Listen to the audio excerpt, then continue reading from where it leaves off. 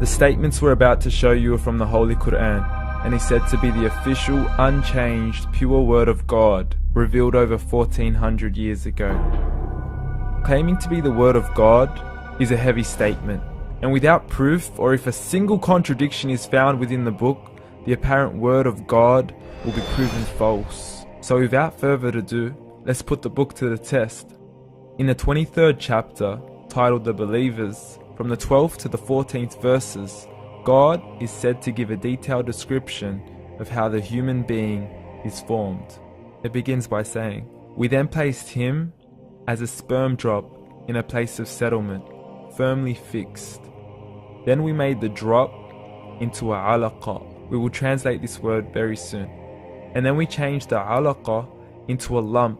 Then we made out of that lump into bones. And then we clothed the bones with flesh. Then we caused him to grow and come into being and attain the definitive human form." In the 21st century, we can now safely say that this verse is clearly describing the process of human development in correct chronological order. However, what we should be paying attention to in particular is the second stage, referring to the development of the embryo. The specific word used to describe the embryo in this verse is the word alaqa. The word alaqa, when translated into English, can mean three separate things. Firstly, a blood clot, or to be suspended, that is to be hanging or clinging to something, or thirdly and finally, a leech. Now, all three definitions don't come anywhere near what we perceive to be the human embryo. So, why are these words used, and what significance do they share with the human embryo? Can the embryo be described as a blood clot? Well, what do you think?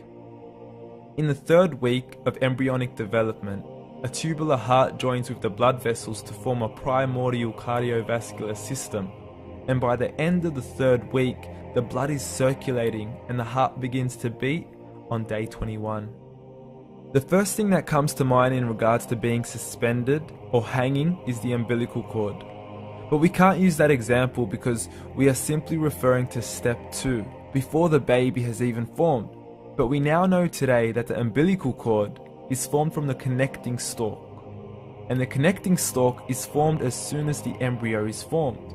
The embryo's connecting stalk has even been described by John Allen and Beverly Kramer as an object to suspend the developing embryo in the extra-embryonic column. So an embryo is suspended and does have a strong resemblance with a blood clot. What on earth would an embryo have to do with a leech? Figure A shows the structure of an embryo at 25 days. Figure B shows a leech. Now please note once again that the embryo in this stage is no greater than the size of a kernel of wheat. This is an X-ray of the embryo at 22 days. This is the internal structure of a leech.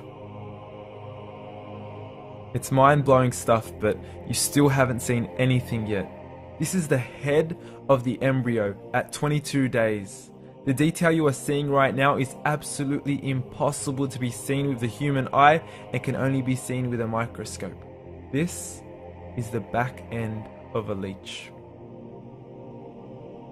There's no other words used to describe this other than mind-blowing. The pictures we have shown you are impossible to be seen with the human eye or even to be predicted by the human mind. Once again, the verses we have shown you were revealed over 1400 years ago to a man who couldn't read nor write. Are these the words of God? Descriptions of the human embryo in the Quran cannot be based on scientific knowledge in the 7th century. The only reasonable conclusion is that these descriptions were revealed to Muhammad from God, from God, from God, from God.